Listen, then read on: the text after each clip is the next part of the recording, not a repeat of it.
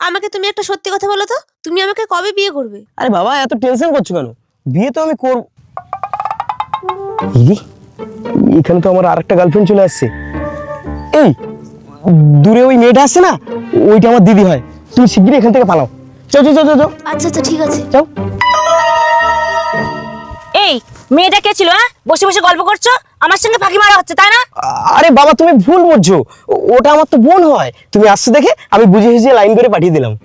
ভাই তুই এখানে কি করছিস রে? শালা এই বুড়িটা আবার কোথা থেকে জোগাড় হলো? কেন ঠাকুমা, কি দরকার তোমার? কি হয়েছে? তুই যদি রেডি থাকিস তাহলে আজকেরই তোকে বিয়েটা করতাম।